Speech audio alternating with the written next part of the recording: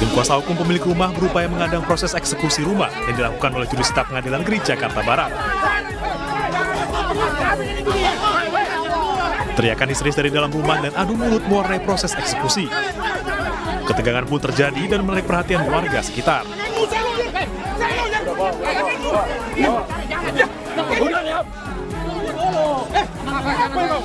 Tim kuasa hukum pemilik rumah bahkan bersitegang dengan petugas jurusita.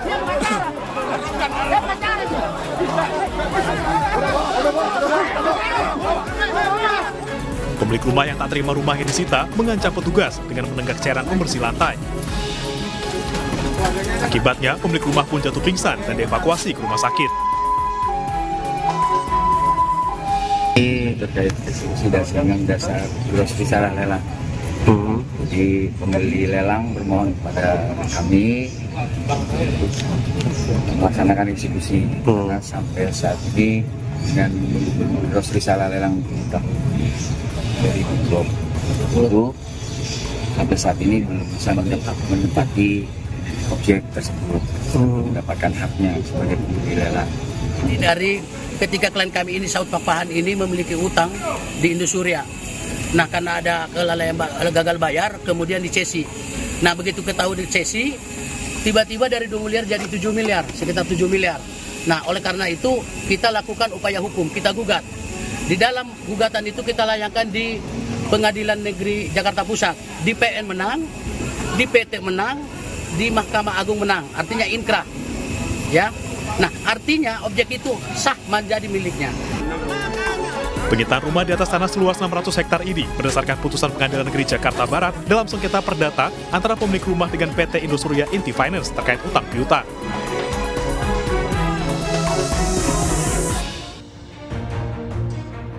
Halo, selamat malam. Apa kabar pemirsa? Kericuhan eksekusi rumah di Jakarta Barat hingga membuat pemiliknya jatuh pingsan tadi menjadi pembuka jumpa kita di iNews Prime malam hari ini. Kami juga akan hadirkan perkembangan terkini terkait sidang pra-peradilan Peggy Setiawan serta pengusutan kasus kematian Afif Maulana, remaja 13 tahun di Padang, Sumatera Barat. Bersama saya Anisha Dasuki, inilah iNews Prime selengkapnya.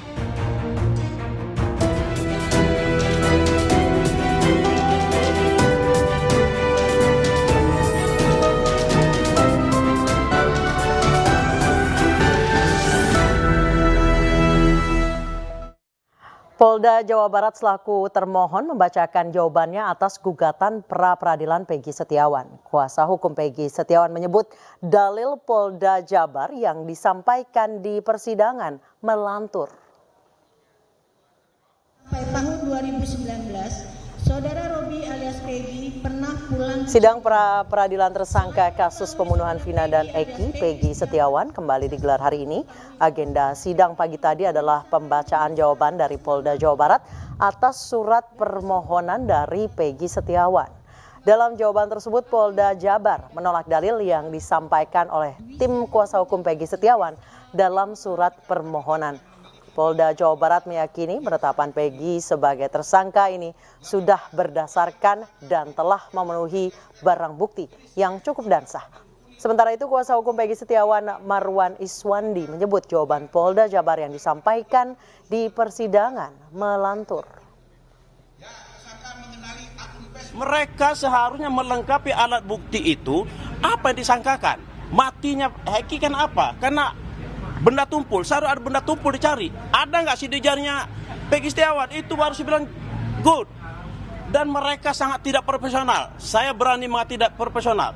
Katanya waktu dia habis dari dibunuh itu kan dipeluk katanya sama Peggy Perong. Otomatis kan di baju itu ada darahnya ini, ada darahnya si Peggy, si Eki atau si Pina.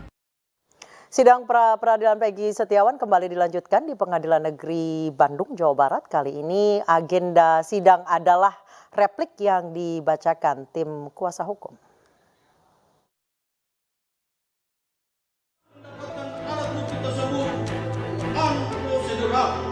Sidang replik pra-peradilan Peggy Setiawan dimulai pada pukul 14 Selasa siang di Pengadilan Negeri Bandung, Jawa Barat. Tim kuasa hukum Peggy Setiawan memberikan tanggapan atas dalil-dalil yang disampaikan oleh Polda Jawa Barat. Sebelumnya, tim kuasa hukum sempat menilai dalil yang disampaikan Polda Jawa Barat dalam sidang melantur. Dengan demikian menjadi tidak jelas kapan gelar perkara tersebut terjadi. 10. Bahwa berdasarkan uraian tersebut di atas, jelas dan beralasan hukum bahwa penetapan tersangka yang menjadi objek pra-peradilan perkara akut tidak sah karena tidak didukung oleh 2 alat bukti yang cukup dan cara mendapatkan alat bukti tersebut unprocedural. Tim kuasa hukum juga menganggap penangkapan yang dilakukan terhadap Peggy tidak sesuai dengan prosedur. Pasalnya, tidak ada satupun alat bukti yang menguatkan bahwa Peggy Setiawan adalah pelaku pembunuh Vina dan Eki. Tim Liputan iNews melaporkan. Tim hukum Polda Jawa Barat membeberkan berbagai bukti untuk menegaskan hasil penyidikan Eki Vina yang berujung penetapan Peggy Setiawan sebagai tersangka. Polda Jawa Barat yakin bukti yang disampaikan akan membuat hakim mengetahui dengan jelas proses dan prosedur penyidikan sudah sesuai aturan.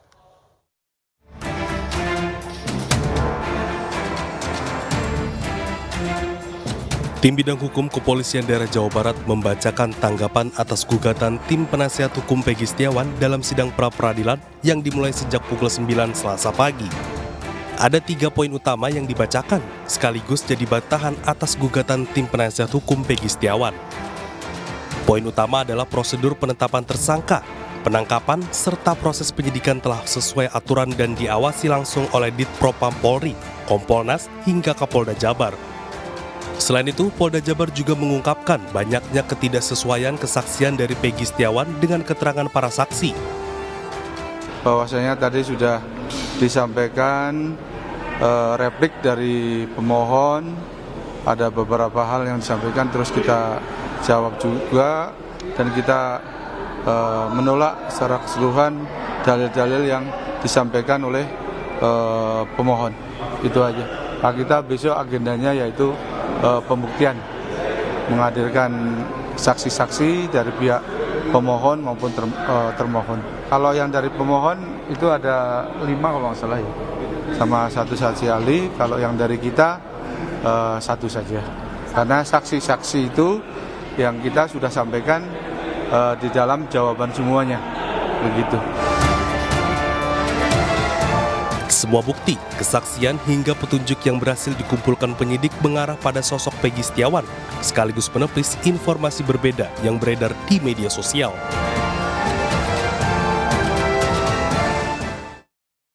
Seperti apa informasi selengkapnya terkait sidang pra-peradilan Peggy Setiawan? Kami bergabung dengan rekan Faisal Rinaldi yang berada di Pengadilan Negeri Bandung, Jawa Barat. Faisal, bagaimana jalannya persidangan Peggy Setiawan hari ini? Ya, selamat malam Anissa dan juga pemirsa. Untuk jalannya persidangan pra-peradilan Peggy Setiawan pada hari ini memang ada 3 agenda yang dilangsungkan di Pengadilan Negeri Bandung, di mana pada pagi tadi atau agenda sidang pertama yakni dimulai pada pukul 9 pagi merupakan agenda pembacaan jawaban dari pihak Polda Jawa Barat selaku termohon atas surat permohonan yang sebelumnya sudah dibacakan oleh kubu Peggy Setiawan.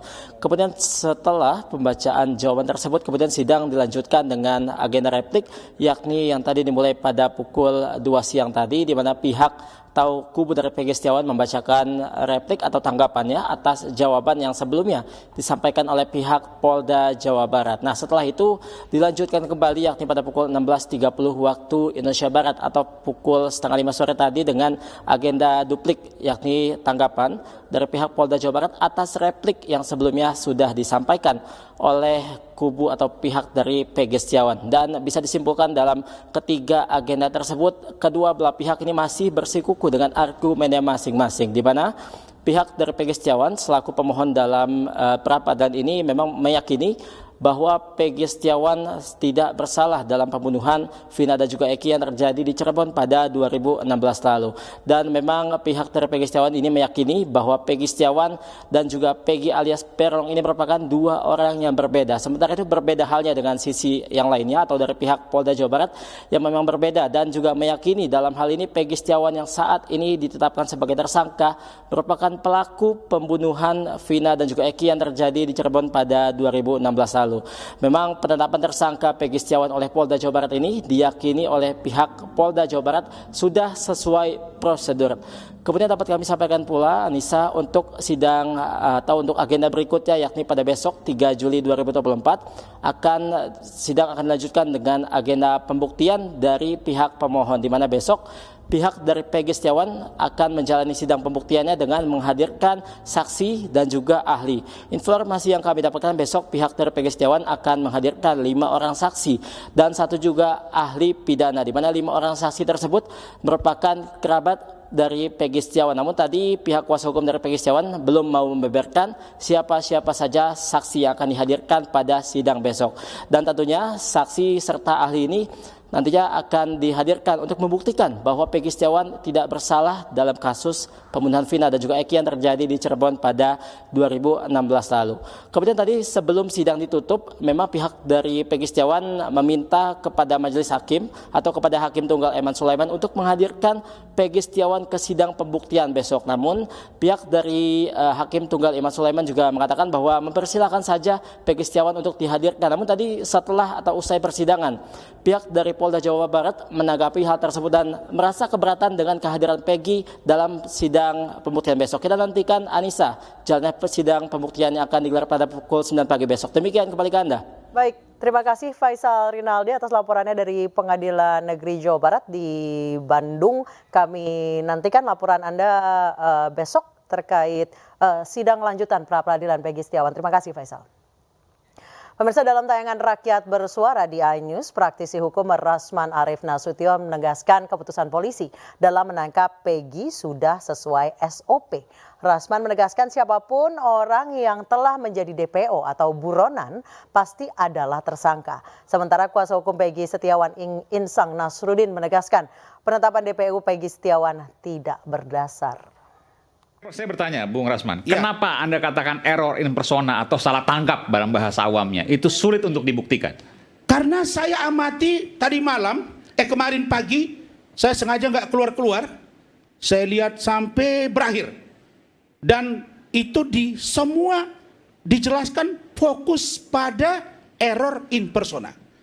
Dan rekan saya, Insang Nasruddin juga di luar, di media mengatakan bahwa mereka PowerPoint-nya atau pointers utamanya adalah pada error in persona. Padahal menurut saya ada banyak aspek yang harus didalami juga. Penggeledahannya, penyitaannya, penangkapannya, dan lain-lain. Dan ada beberapa poin yang mereka ulas di sana. Misalnya, kalau dia seorang DPO, harusnya dipanggil dulu. Tidak langsung ditangkap. Logika hukum saya bingung. Setahu saya, kalau orang sudah DPO, pasti tersangka. Dan kalau sudah tersangka dan DPO, kalau ketemu, pasti ditangkap. Terserah siapa yang nangkap. Baru serahkan ke penyidik. Maka, kalau logika itu yang dibangun, menurut saya, ada logika yang terbalik dari mereka. Apa itu? Satu mengatakan error in persona, salah orang, salah nama. Tapi mereka keberatan dengan DPO yang ditangkap. Harusnya konsisten di situ atau bedah pada penangkapan dan lain-lain. Sehingga ini universalitasnya kelihatan, tidak menjadi ambivalen dalam memberikan ini pendapat menarik, hukum. Bung Rasman. Saya ke Bung Insan nanti. Ini bagus apa yang disampaikan oleh Bung Rasman. Ini menggugah logika. Yang namanya DPO atau kalau bahasa awamnya buronan, itu masa diperiksa dulu baru ditangkap. Ya kalau buronan ketemu misalnya dicari, ketemu langsung diambil.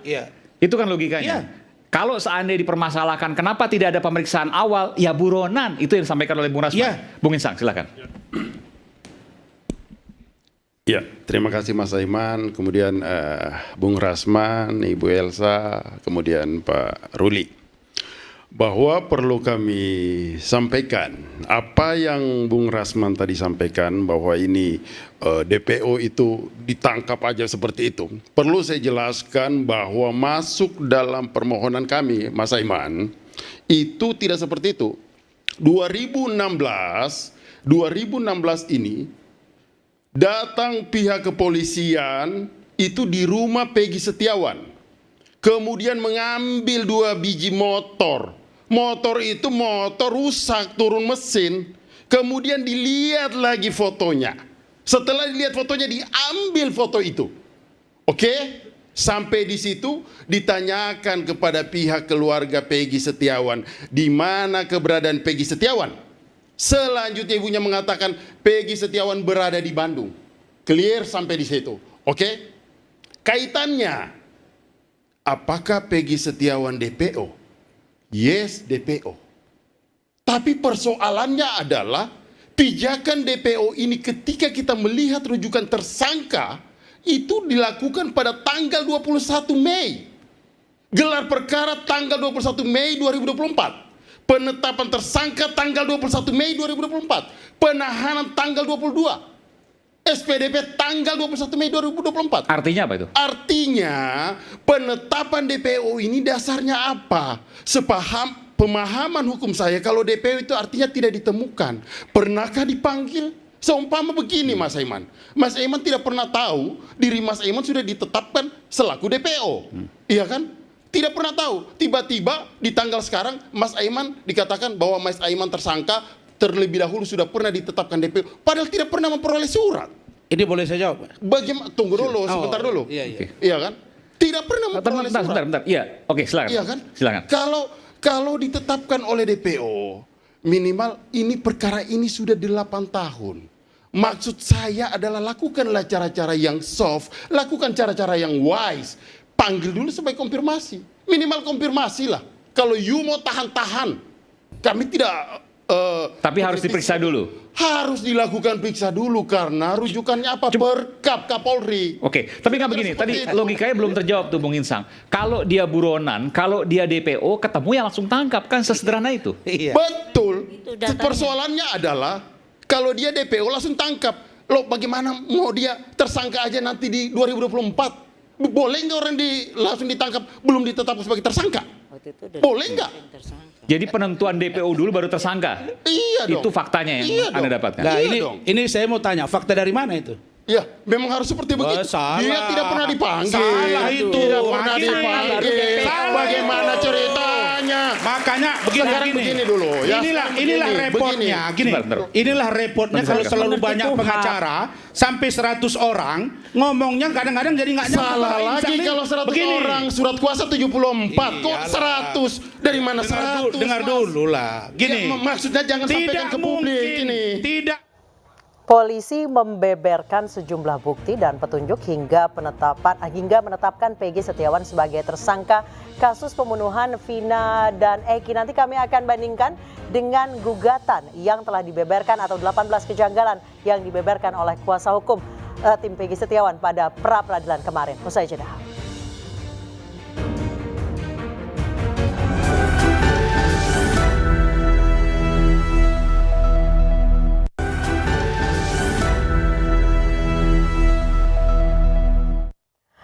Terima kasih Anda masih bersama kami di iNews Prime. Pemirsa, sempat tertunda hingga mundur sepekan pra-peradilan tersangka Peggy Setiawan Senin kemarin digelar perdana. Dalam sidang perdana tersebut, tim kuasa hukum mengungkapkan 18 temuan kejanggalan penetapan Peggy Setiawan sebagai tersangka. Salah satunya adalah proses penangkapan yang dilakukan tanpa adanya pemeriksaan awal dan tanpa adanya 2 alat bukti yang sah.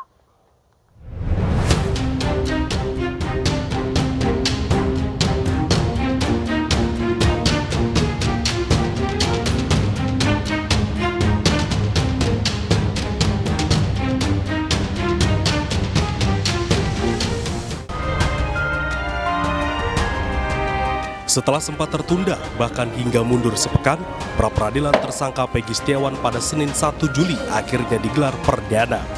Tim hukum kepolisian daerah Jawa Barat menghadiri sidang pra-peradilan tersangka utama kasus pembunuhan Vina dan Eki, yakni Peggy Setiawan. Sebelumnya, pra-peradilan sempat ditunda karena pada 24 Juni lalu, pihak termohon Polda Jawa Barat tidak hadir. Sidang perdana digelar di Pengadilan Negeri Bandung dengan dipimpin oleh Hakim Tunggal Eman Sulaiman.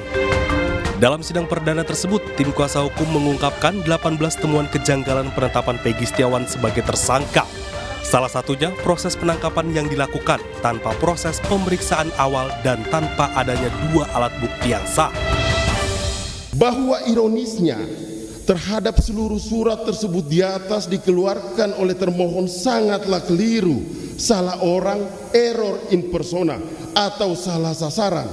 Sebab sejak tahun 2016 dan atau 8 tahun lalu dengan bersandar pada rilis termohon sendiri dan putusan Mahkamah Agung RI nomor 1035-K-PIT-2017 yang termasuk DPO atas nama Peggy alias Perong, bukan Peggy Setiawan, karena Peggy Perong dan Peggy Setiawan adalah orang yang berbeda baik dari usia, alamat maupun ciri-ciri lain dengan pemohon. Sementara itu, Rudi Irawan, ayah Peggy Setiawan, ikut mengawal jalannya sidang. Rudi hadir didampingi oleh kuasa hukum anaknya. Yang selesai atau? Ya, sampai selesai. Saya mau awal semua ya. Harapan dari pihak keluarga dong Pak untuk nanti pembacaan ini dan juga untuk hakimnya nanti Pak seperti apa Pak harapannya Pak? Harapannya supaya ini aja, supaya Peggy cepat bebas itu aja ya. Kita doakan ya semuanya, netizen seluruh Indonesia ya, doakan semua semoga Peggy tidak bersalah, cepat bebas itu aja. Sementara itu, pihak Polda Jawa Barat yakin dalam menetapkan Peggy sebagai tersangka kasus pembunuhan sejoli Vina Arsita Dewi dan Muhammad Rizky alias Eki. Tapi kami sangat siap menunjukkan alat bukti yang telah dilakukan oleh tim penyidik Polda Jawa Barat. Sidang pra-peradilan Peggy Setiawan menjadi pertaruhan sekaligus jembatan pengusutan secara transparan kasus kematian Vina dan Eki. Tim Liputan Thai News melaporkan.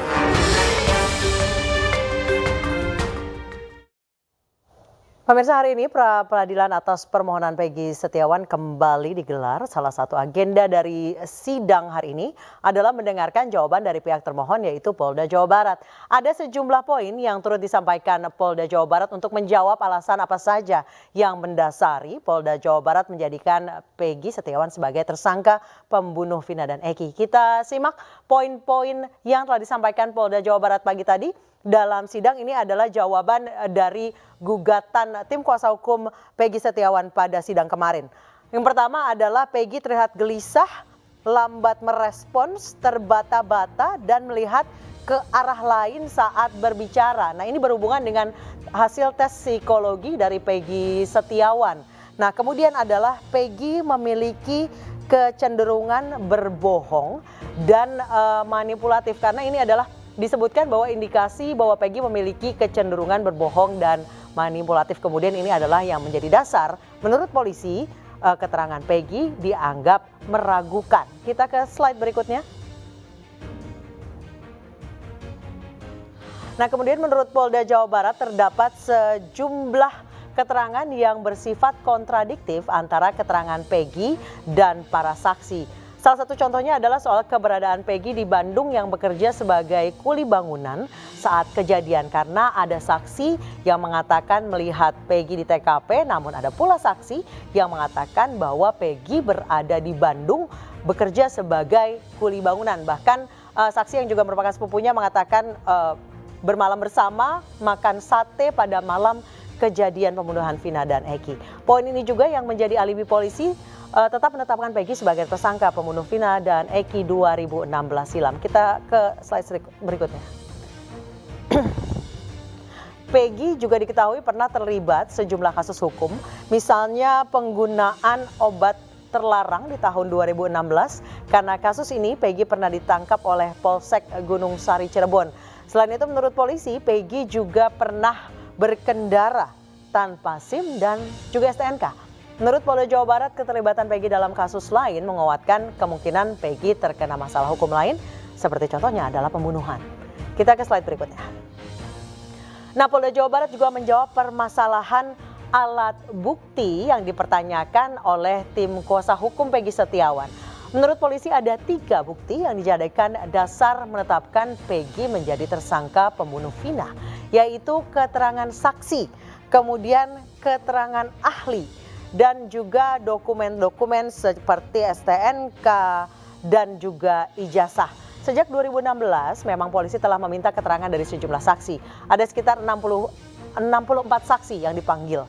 Sementara dokumen yang dimaksud adalah ijazah Peggy, STNK motor milik Peggy, dan juga hasil visum. Nah, poin ini juga yang dijawab oleh kuasa hukum Peggy. Mereka kembali mempertanyakan sebenarnya apa relevansi dokumen dengan atau dokumen resmi dengan status tersangka Peggy Setiawan. Kita ke slide berikutnya. Nah, kemudian Polda Jabar juga menganggap penetapan tersangka Peggy sudah sesuai prosedur. Menurut polisi, semua penetapan sesuai timeline yang seharusnya. Karena memang kasus ini sudah bergulir sejak 8 tahun lalu, yaitu tahun 2016. Sejak saat polisi sempat periksa saksi dan menyita barang bukti termasuk 2 motor Peggy yang disita 8 tahun lalu. Kemudian di tanggal 19 Mei 2024, penyidik mengeluarkan surat tugas. Kita ke slide berikutnya. Baik, di 21 Mei 2024 surat perintah penangkapan. Di hari yang sama setelah ditangkap dan diperiksa polisi, kemudian Peggy ditetapkan sebagai tersangka. Dan 1 hari setelahnya, tepatnya 22 Mei 2024, Polda Jawa Barat akhirnya menerbitkan berita acara pemeriksaan tersangka dan surat perintah penahanan terbit. Sehingga dari poin-poin inilah yang menurut Polda Jawa Barat menjadi dasar terpenuhinya syarat penetapan Peggy sebagai tersangka. Dan ini adalah poin-poin atau jawaban dari Polda Jawa Barat atas gugatan pra-peradilan yang dimohonkan oleh pihak kuasa hukum Peggy Setiawan pada sidang pra-peradilan kemarin. Dan besok akan dilanjutkan dengan agenda tim kuasa hukum Peggy Setiawan. Kita review sebenarnya apa kejanggalan-kejanggalan yang sempat diutarakan oleh tim kuasa hukum Peggy Setiawan pada persidangan kemarin. Kita lihat bersama-sama. Yang pertama adalah ciri fisik Peggy Setiawan dan usia yang berbeda antara versi DPO yang disebarkan Polda Jawa Barat dengan versi yang ditangkap polisi. Peggy Setiawan dalam DPO polisi berusia 22 tahun saat peristiwa tahun 2016, berarti sekarang seharusnya usia Peggy Setiawan adalah 30 tahun. Sementara menurut polisi, Peggy juga memiliki ciri fisik rambut ikal dan berkulit hitam. Slide berikutnya. Nah, sementara Peggy Setiawan yang ditangkap polisi saat ini berusia 27-28 tahun dan memiliki rambut yang relatif lurus. Inilah dasar yang menurut kuasa hukum menguatkan dugaan salah tangkap. Berarti pada tahun 2016 usia Peggy Setiawan 19 tahun. Dan menimbulkan pertanyaan apakah Peggy Setiawan ini 19 hingga 20 tahun. Ini menimbulkan pertanyaan apalah Peggy Setiawan ini adalah Peggy yang dimaksud atau Peggy alias Peron yang masuk dalam DPO. Kita ke slide berikutnya. Kemudian poin lain yang menjadi sorotan kuasa hukum Peggy adalah soal alamat.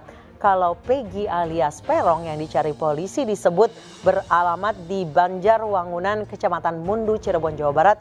Ini dikatakan berbeda dengan Peggy Setiawan yang ditangkap oleh polisi. Dari berbagai kesaksian tetangga, Peggy sudah lama tinggal di alamat rumahnya saat ini, yaitu di Dusun 1 Blok Simaja, Kecamatan Talun, Cirebon, Jawa Barat.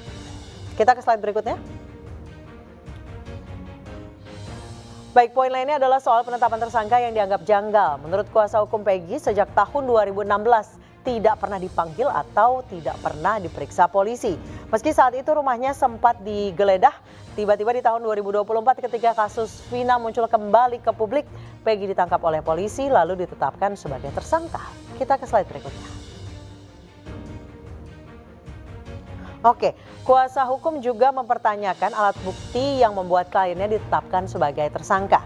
Sebagai informasi bahwa dibutuhkan 2 alat bukti untuk menetapkan seseorang sebagai tersangka. Dan kita ke slide berikutnya. Nah, kuasa hukum Peggy juga mempertanyakan kemana 2 motor keluarga Peggy yang sempat disita polisi di tahun 2016, 8 tahun lalu. Kuasa hukum mempertanyakan relevansi penyitaan motor tersebut dengan kasus ini karena dianggap tidak ada laporan dari polisi bahwa motor ini jadi bukti dalam keterlibatan Peggy di kasus pembunuhan Vina dan Eki. Itu adalah kejanggalan-kejanggalan yang diungkapkan oleh tim kuasa hukum Peggy kemarin dan juga jawaban dari Polda Jawa Barat atas keberatan atau kejanggalan yang diungkapkan oleh tim kuasa hukum Peggy. Kita ke informasi yang akan hadir, pemirsa. Polda Sumatera Barat bantah hentikan penyelidikan kasus tewasnya Afif Maulana yang diduga dianiaya polisi. Informasi lengkapnya saja.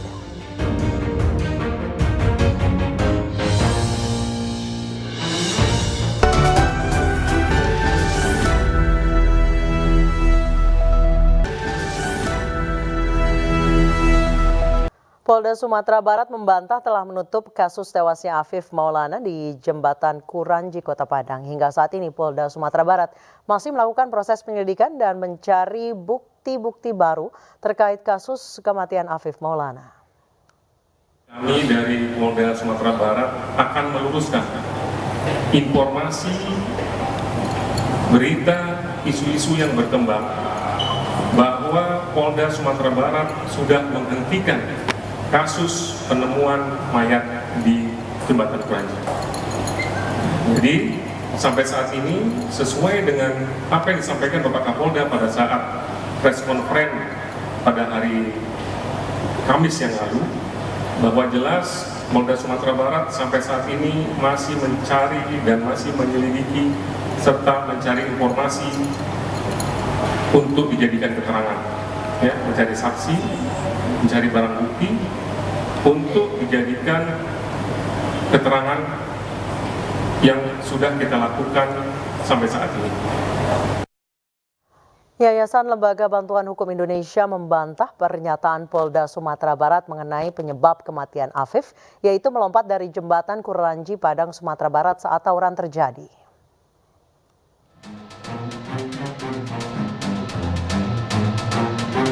Yayasan Lembaga Bantuan Hukum Indonesia atau YLBHI Jakarta mengungkapkan perkembangan kasus Afif Maulana, korban dugaan kekerasan oknum polisi di Padang, Sumatera Barat. YLBHI membantah pernyataan Polda Sumatera Barat mengenai bahwa Afif Maulana tewas akibat melompat dari Jembatan Kuranji karena diduga menghindari kejaran polisi saat tawuran. Yang baru dia akui hanya penyiksaan di Polsek Kuranji. Memang benar kesalahan prosedur, tetapi yang di Jembatan Kuranji belum diakui sampai saat ini.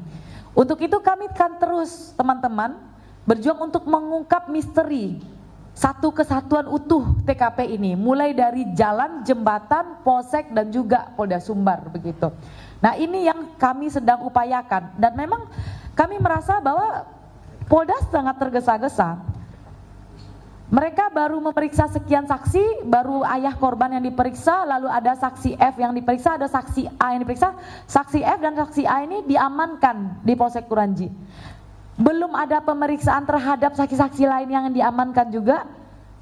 Dan kemudian sudah memeriksa anak buahnya yang katanya 45 orang itu. Lalu bagaimana mungkin dengan hanya memeriksa sekian orang itu? Polisi mengambil sejumlah sampel dari sisa kebakaran rumah wartawan di Karo, Sumatera Utara. Polda Sumatera Utara belum bisa pastikan penyebab kebakaran tersebut karena masih menyelidiki kebakaran rumah wartawan yang tewaskan 4 orang.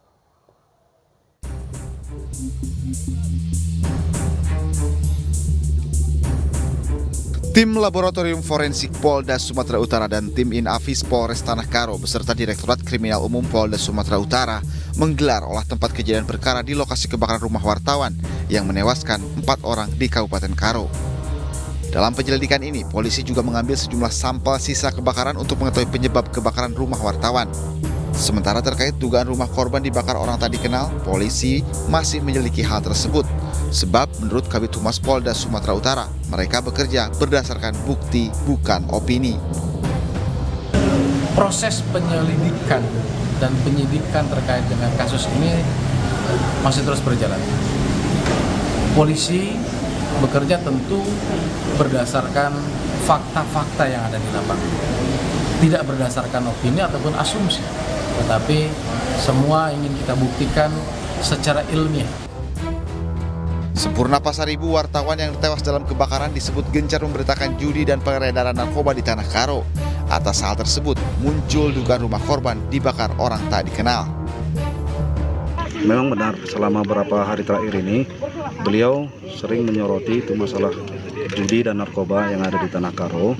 Dan bisa kita lihat juga dari postingan-postingan beliau tersebut di media sosial, segera mengusut tuntas masalah ini dan dibuka sejelas-jelasnya kepada publik. Apa dan kenapa ini, Bang? Apa dan kenapa agar terjadi simpang siur. Ya, biar tidak jadi simpang siur di kalangan masyarakat. Terkait peristiwa dugaan pembakaran rumah wartawan oleh orang tak dikenal, Ikatan Jurnalis Televisi Indonesia atau IJTI mengutuk hal tersebut dan meminta polisi untuk usut tuntas peristiwa tersebut. Tim Liputan iNews melaporkan.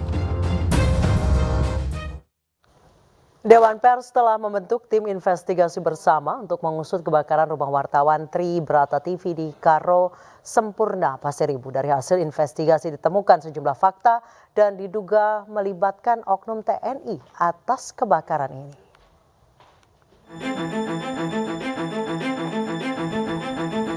Tim investigasi yang melibatkan aparat dan unsur jurnalis menemukan sejumlah fakta dalam peristiwa yang menewaskan 4 orang dalam satu keluarga di Karo, Sumatera Utara. Tim investigasi menemukan fakta jika peristiwa tersebut terkait dengan pemberitaan korban terhadap perjudian di wilayah Kabupaten Karo. Komite Keselamatan Jurnalis KKJ juga menyatakan adanya dugaan keterlibatan oknum TNI dalam peristiwa ini. Atas temuan itu, Dewan Pers meminta polisi untuk membentuk tim penyelidikan yang transparan dalam mengusut kasus ini. Dari hasil investigasi, ditemukan sejumlah fakta bahwa kasus kebakaran yang menewaskan 4 orang tersebut terjadi setelah korban, yaitu saudara Riko Sempurna Pasar Ibu, memberitakan perjudian yang ada di Jalan Kapten Bom Ginting, Kelurahan Padang Mas, Kecamatan Kaban Jahe, Kabupaten Karo, Sumatera Utara, dan diduga melibatkan oknum TNI. Atas kejadian tersebut, Dewan Pers meminta Kapolri bersama Kapolda Sumatera Utara membentuk tim penyelidikan yang bersikap adil dan imparsial dalam mengusut kasus ini. Sebelumnya, kebakaran terjadi pada 27 Juni lalu di rumah wartawan Tri Brata TV. Korban Sempurna Pasar Ibu bersama istri, anak, dan cucunya tewas dalam peristiwa tersebut. Belakangan diketahui, peristiwa kebakaran terjadi akibat sengaja oleh sejumlah oknum tidak dikenal. Dari Jakarta, Anggita Maura, Indra Okta, iNews melaporkan.